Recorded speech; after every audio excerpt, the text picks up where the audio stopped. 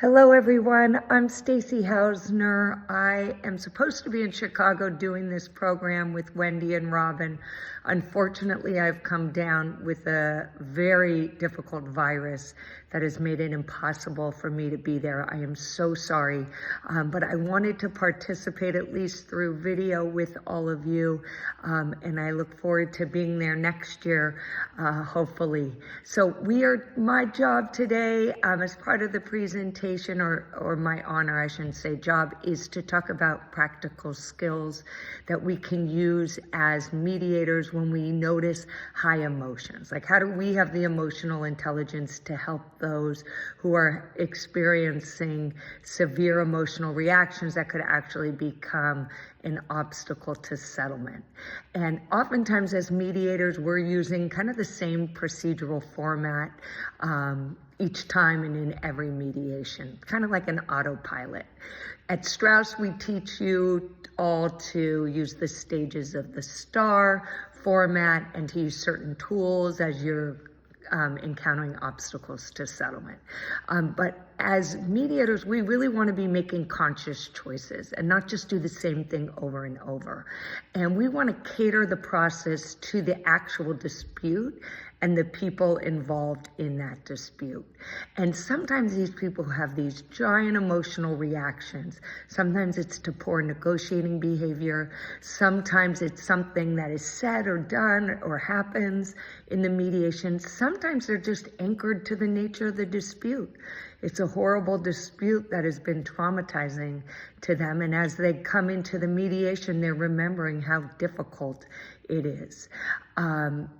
I'm a commercial mediator. I almost exclusively mediate with lawyers present, and they too, surprisingly, often have very high emotions present. I shouldn't say often, sometimes have high emotions present that also can become an obstacle to settlement.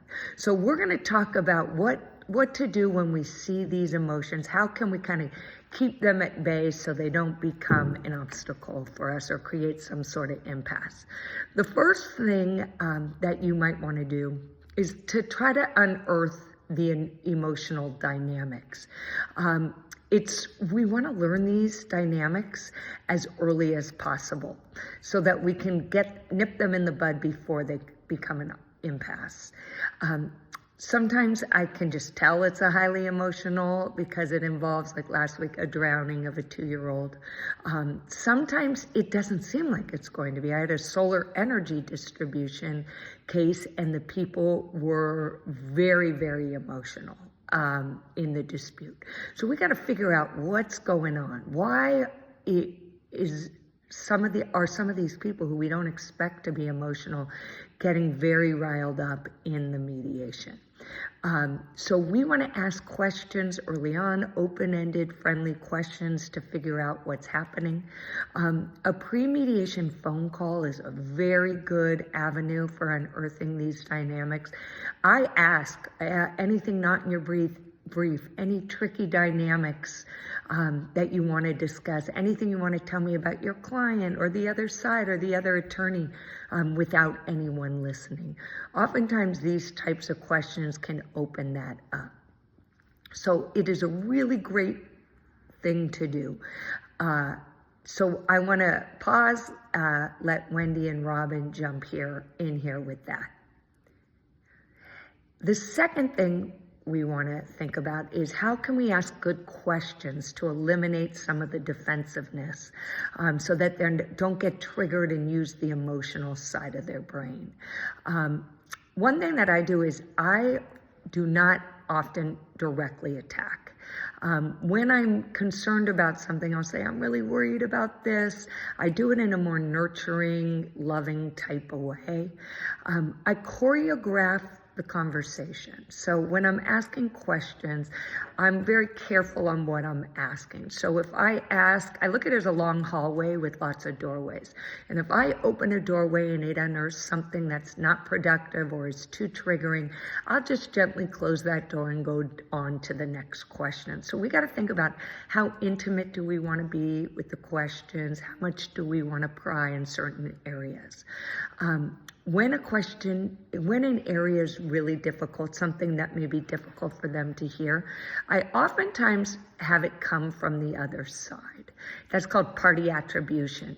Part of the reason I do that is because I can then finesse and continue to connect with that side. So I'll say, the other side's talking about this. I'm worried about it. How can I respond to them? How do you feel about that? What do you want to say about that? So that they're not feeling like I'm attacking them. Very difficult things. Sometimes it's a smart idea to pull aside the lawyer.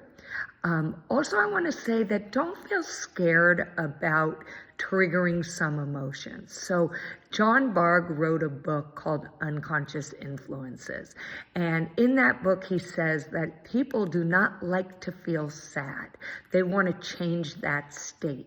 So if you're triggering something that really makes them sad and uncomfortable, they're going to be more inclined to want to settle because they're not going to want to feel this way for the next couple of years or through trial or next time they're talking about it. They're going to want to change it and put it behind them.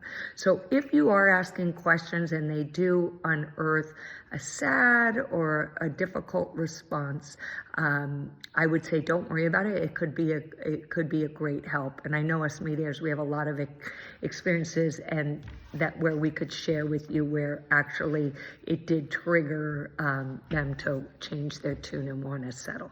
So phrases like I'm worried about or showing concern with your facial expressions and whatnot can help people to really share their emotions and move past them and allow you to kind of cater the mediation to that.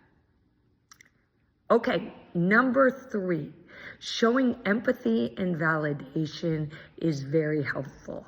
So when I teach at Pepperdine Law School every semester for the last 8 years, and I talk a lot about this in the communication stage of the mediation, where we really want to validate their emotions and show empathy.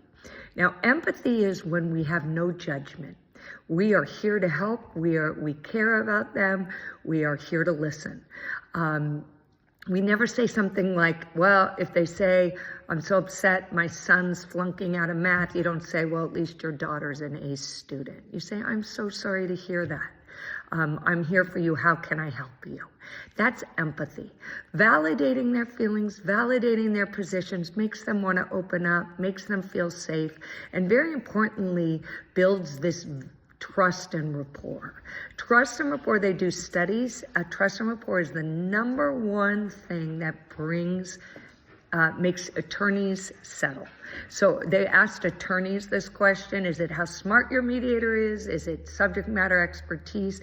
And the attorneys responded in the majority that it was their connection and how much they trusted their mediator.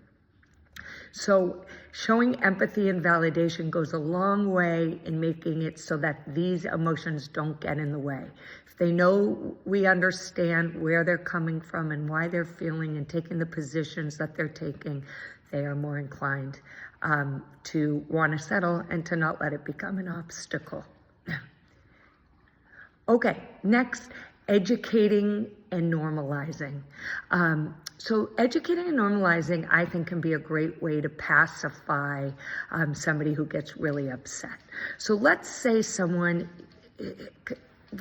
it's an employment matter, and the defense says they're a lousy employee and everyone's going to say it, and they tell you who's going to say it, and all the write-ups they've had, and how they were part of these meetings and no one could stand them, those types of things. Obviously, we're going to reframe that so it's less insulting. But when the employee is not going to want to hear that they weren't a good employee. And so one way I can pacify that is to normalize it. Say, look, I do at least 3 employment cases a week, and I can count on two hands how many times of the thousands that a defendant has not claimed the employee was a poor employee. That's their reason, that's their justification for termination. That's the default. So don't worry about it. Sometimes normalizing that type of a response makes people say, okay, Everyone's getting the same thing. I can relax a little. Also, people have big, strong reactions to negotiation moves. So if somebody has had a catastrophic accident and the defense comes in and offers $10,000, that's very insulting. So we can do a lot of normalizing on that as well. First, I tell them at the outset, look, don't worry about anything until the end, until I tell you it's the last amount or the last deal point I can get you, because everything prior to that is just strategy. So I normalize that. I normalize small moves. I normalize negotiating behavior and saying, look, I see this a lot. Don't worry about it. Those types of things can pacify some of the strong emotions. So when I get big reactions by attorneys or clients to things that are said, I really try to educate and normalize so that they realize, okay, let me calm down. Let's stay focused on this dispute. All right, number 5, coaching the negotiation so it's productive. So I don't ever want to get to the insulting part of the negotiation stage. So right at the beginning, I mean, if the plaintiff comes anchors too high, defense wants to show them they don't like the anchor, so they go too low. And then plaintiff doesn't like that move, so they make a minor, minuscule move, which upsets the defense, so they do it. And we're in a negative reciprocal pattern of negotiation. I don't like that. You want somebody not to feel insulted, so they act generously towards the other, right? You're trying to get someone something from the other side, so you don't want them to be insulted. You want them to want to give it to you. So we should coach on productive negotiating behavior. This morning, I had somebody who said, if they don't make a decent move on the next round, I'm out of here. And then the defense was going to give $2,000. I said, they're threatening it. I'm worried about this. Can we make a bigger move and then slow it down in a little bit? So that's the type of thing that maybe we want to coach on. Okay, next is playful. So sometimes it's just so serious and everyone is so stressed out that we just kind of want to change the tone or the dynamic of it. When everything's intense, we have a lighter voice. Maybe Wendy's going to talk about how she plays a guess the number game.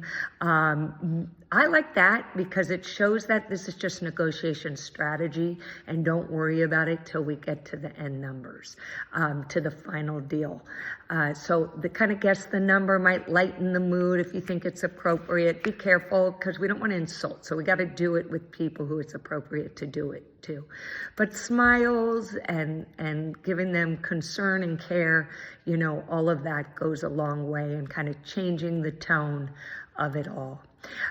When you see someone have a big reaction, you might want to pull their lawyers out of the room. I should have talked about this earlier under unearthing the reactions, but sometimes I'm not expecting that type of reaction. So I want to find out what's going on so I can be sensitive to it and cater the process to it. So be mindful that the lawyers can be a tool. In Zoom, I always set up extra rooms in my Zoom mediation so I can just pull the lawyer out, or I get their cell phone numbers. I call them and say, what's happening here? And what's triggering your client? And do you think if I say something a little bit differently? Oftentimes, when we don't attack them, they are less emotional in response. So really be careful. If we say you're screwed, you're going to lose, they're going to emotionally respond. If we are saying, I'm worried about this, or how do you want to push back on this, they're not going to feel so defensive. So, playful is another way. So Wendy, I know you're going to talk about guess the number, so I'll pause here, let you guys jump in. Okay, number 7, be the calm in the storm. So sometimes there's so much chaos all around you. Everybody's yelling and threatening and insulting, even insulting the mediator. What are you doing in there? You must not be very effective. Comments like that can even be hurled your way. We need to stay calm. Be the calm in the storm. They're suffering. It's stressful, guys.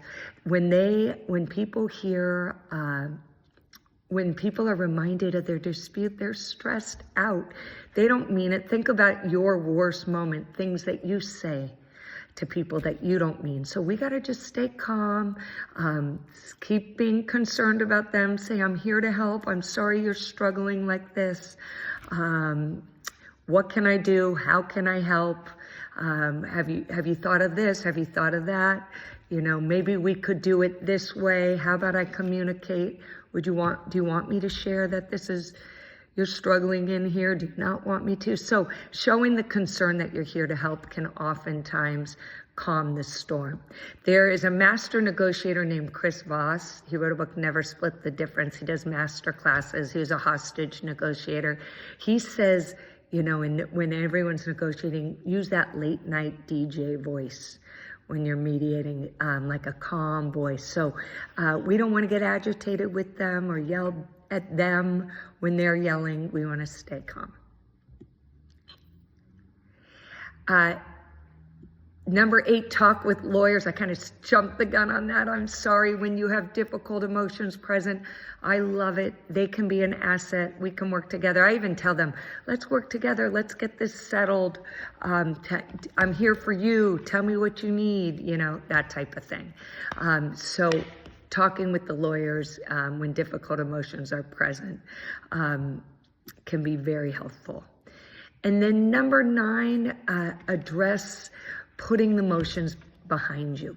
So when I'm doing the closing, I say, how would it feel?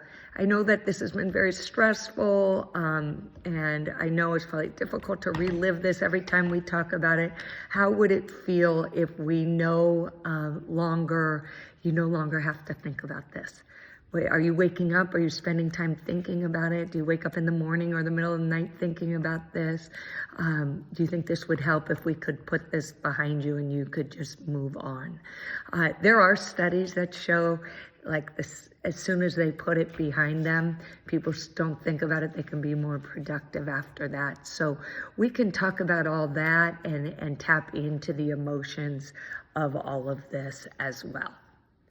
Okay, everybody. Well, thank you for listening to me. Again, I'm so sorry that I'm not with you. I know Wendy and Robin are doing a wonderful job, and I wish you all the best, and I hope our paths cross soon. Take care.